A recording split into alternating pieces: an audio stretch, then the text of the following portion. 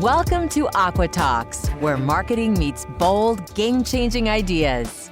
Join your hosts, Larry Aldrich and Maddie Dudley, as they explore the art and science of cutting through the noise, capturing attention, and fostering meaningful connections with your audience. Whether you're a destination marketer, government contractor, or simply passionate about the transformative power of marketing, Aqua Talks offers engaging discussions, fresh insights, and actionable strategies designed to inspire and inform. Welcome to Aqua Talks. Today we're coming to you from Louisville, Kentucky, live at the eTourism Conference. We're going to be talking to some great DMOs today and some vendors. So stay tuned, continue watching, and we're going to have some great content over the next couple days, some great conversations. We're going to be meeting a lot of great people. So thank you for watching Aqua Talks. See you soon. Hello, Ladona. Thank you for being on Aqua Talks, and thank you for meeting us here at the eTourism in Louisville, Kentucky. So tell us a little bit about yourself. So tell us what you do, where you're from, who you represent, your destination you love to be a part of. Well, first of all, thank you for the invitation. Super happy to be here. First time at the eTourism Summit. But I work for the Table Rock Lake Chamber of Commerce, which also powers the brand Visit Table Rock Lake. Table Rock Lake is located in southwest Missouri. We are about 20 minutes west of Branson, Missouri, which most everyone in America has heard of. And then about 40 minutes south of Springfield, Missouri. That's our closest, largest town. But I primarily market Table Rock Lake, which is 800 miles of shoreline, which is actually more shoreline than California. Wow. It's a huge lake. It crosses two states, Arkansas and Missouri. 80% of that shoreline is where I am in Stone County, Missouri. And we're a fairly small organization. So I am a marketing department of one. So I kind of have to do it all. I have amazing agency partners that help us. We frequently at Visit Table Rock Lake have the top ROI in the state for our marketing dollars. So we're really effective and efficient with every dollar that we spend. That sounds great. Tell me a little bit about Table Rock Lake. What would someone who loves to be outdoors, what would be one of the top experiences you would recommend at Table Rock Lake? Absolutely. So with 800 miles of shoreline, you can kind of find your little piece of water paradise anywhere. We are very popular with bass fishing. We are one of the number one bass fishing lakes in the United States. Lots of pro anglers like to come, but then we also have your weekend warriors come and fish as well. And then wake surfing is really, really growing across the lake. And because we are so large, and fun fact, our lake is not a circle. So even though we go into Arkansas in two places, but they don't connect. Yes. So because that lake is so big and we have so many coves, you can have a wake surfer in one part of the lake and a bass fisherman in the other, and they're not bugging each other. There's lots of space to enjoy a very clean lake that, is just a water paradise.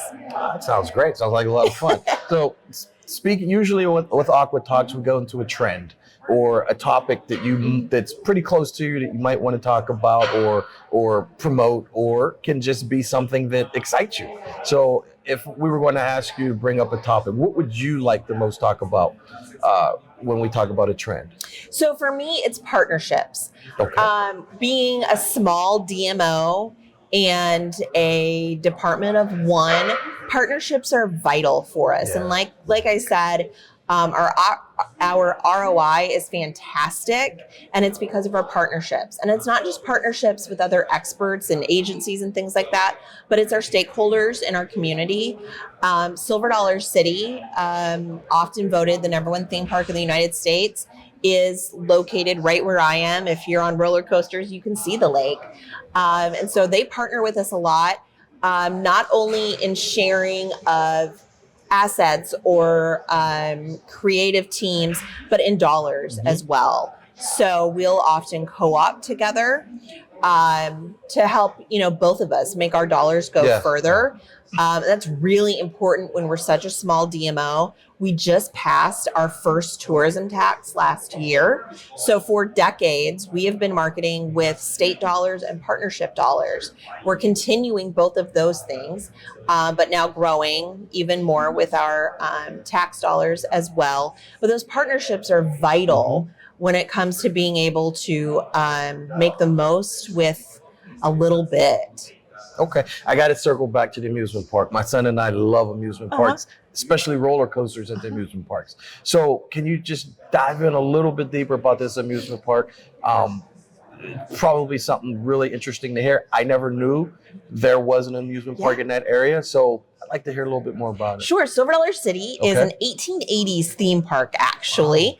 That's the theme of the whole thing. It is incredibly family friendly, but they have something for little bitties on up to grandma and grandpa are going to have a good time too. And the roller coasters, they frequently are winning awards for the top roller coasters in the country. They probably Fire in the Hole is, I think, their newest roller coaster, and it's all indoor. So it's very cool, has the newest technology. It's indoor. Wow. And it tells a story. So it's a storytelling roller coaster. And it tells the story of a fire happening in Marvel, which is the name of the cave that actually founded this theme park. It was all built around the Marvel Cave. Missouri's the cave state. So there's caves everywhere. Marvel is huge. It's beautiful. You can tour it. But in this town of Marvel that caught fire, it tells the story of Fire in the Hole. And the roller coaster, which just opened last year, utilizes some of the very newest technologies. It's so smooth and it's super cool. They also have the Time Traveler, which has these carts. I think 4 people ride on a cart, might be 2, but they spin all around as you're going up and down. And it too is all very themed. And I have a feeling that they're introducing a new roller coaster coming very, very soon. Wow. Okay. That's great. We've been talking for like 3 minutes and I've learned so much right now. So Missouri is the state of caves. We are the cave state. Yeah. The cave state. Yeah. Mostly above ground, or not above ground, excuse me. Because I was thinking spelunking, not spelunking. Spelunking, that's right. Spelunking. Okay, I'm getting that right. Yeah. If you're going to investigate a cave for the first time, you're really going to spelunk. Yes. But yeah, so especially down in the Ozark Mountains, which is where we are, those mountains are made of caves. And that's also what feeds our water system, and also why our water system is so clean, because those caves really filter it. That limestone and that rock filter our water. So we're fortunate that helps keep our lakes and rivers so very clean. And we have tons of rivers as well for folks who want to float. Table Rock is fed by those rivers, which all come through these caves. So fun fact, if you're driving down the road in Missouri, and you see rock formations and you see water coming out of them, there's a cave. And speaking of, there was an activity that actually, when I was in Florida, when I was in the Air Force in Florida, a lot of my friends, I called those guys the X-gamers because they like to do a lot of that crazy stuff. So they would go scuba diving in caves, holding onto these ropes because it's dark, you can't see anything, you're underwater, and you're in caves. Do they do that there also? So we don't really have that type of activity. We have quite a few. I wouldn't recommend it. We don't have that much water filling our caves. Okay. But we have caves that you can drive through, you can walk through. I mean, all kinds of exploring are happening. Right at Table Rock, there's Marvel at Silver Dollar City, which is huge. But then we also have Talking Rock's Cavern. And one of the coolest things they do is they do a lantern tour in the evenings. And it really gives you a whole different view of these caves. And they're truly natural wonders found right in the Midwest. If you have not gone cave exploring, it is so very cool. Yeah. And really all ages love it. And you always have tour guides that are passionate about it and are going to tell you the history in Missouri. These caves have so much history, from Jesse James hiding out in caves, Bonnie and Clyde, hidden some caves as well, to, your bootleggers during Prohibition. Lots of history come from these caves as well. Yeah, I was going to ask you, what are some of the things about your destination that most people don't know yet? You just gave me a few of them right there, but are there anything else or something that, maybe when you're at work every day, you're thinking, okay, I need to get this out more because most people don't know this about our destination? Probably just the size of Table Rock Lake. Okay. We frequently get phone calls of, people saying, hey, what's the road I can drive around the lake? You can't drive around our lake. Because of the rocks that create these caves. It has huge rock bluffs. So there are roads that lead to it, but you can't, if you wanted to drive all 800 miles of that shoreline, you can't. And we don't really have a ton of beaches. We have some, but we are rock. Okay. And something else that makes Table Rock very different from anybody who might be familiar with a cave in the northern Midwest or Wisconsin or Minnesota, not a cave, a lake. Yeah. In the northern states there. They're often sandy and there's a lot of vegetation in the bottom of those lakes. Ours is rock. So that again keeps it really clear. Also is why it's such a great place to fish. Those fish have a lot of places to hide and get nice and big for those anglers. But it's such a different experience having a really rock bottomed lake versus your sandy vegetative lake.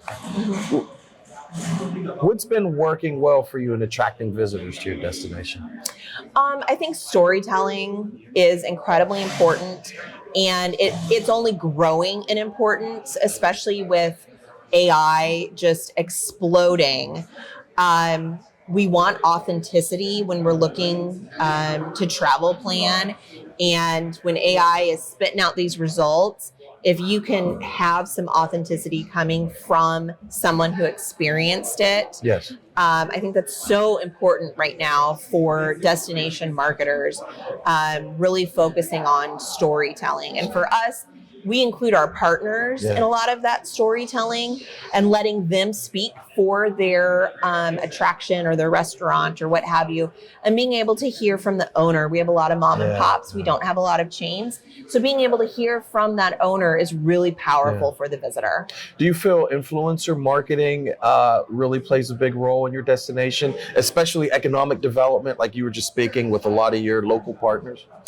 It's going to be playing a bigger and bigger role. Influencer marketing is becoming more and more expensive. Yeah. So for the small DMOs, we work with what I would consider micro influencers. I do have a great example of, we had a woman from Omaha come, and Omaha had never really been in like our top 10 cities for visitation. And within 6 months, it was in our top 10. So yes, influencers are very important. They're becoming more and more important. And more expensive. They are. And I know for us, it'll become a bigger part of our strategy as we move into the next year. Yeah, we were actually in Pittsburgh is hosting the NFL draft actually next week. Yep. And we're doing a social media influencer segment and campaign for the company Aqua, and I'm going to be the influencer. That's so awesome. It's going to be my first my first experience as an influencer. So this is going to be that's exciting. awesome. It's going to be fun. I will watch. I love all things sports. Yeah. Especially football. And, we're going to really display the city, the activities. Yeah. Because there'll be a lot of cities there. So we're going to touch on a lot of different destinations if we can. Yeah. Cities. But, the influencer marketing, seeing that a lot, like you were saying, it's getting expensive, but it's amazing. A lot of our partners, we do a lot of influencer marketing for them, but it's not me. I don't even know how to be an influencer. That might make you a really great influencer, though, if you're not trying to be an influencer. Yeah. It's more authentic. And I know even for influencer marketing, it's becoming less and less important how many followers they have, and more important on just how authentic they are.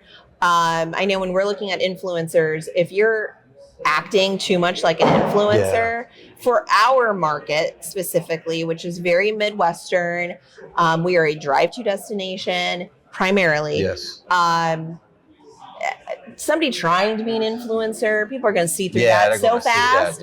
So we're really looking for that authentic storytelling. Yeah, that makes a lot of sense. So, with your destination, do believe sports marketing plays a really big part in that? And I know a lot of other destinations, they for example, they have their economic development. They might have beaches, they might have a mountain, but your destination, would you consider a lot of what you have there, sports related, like fishing?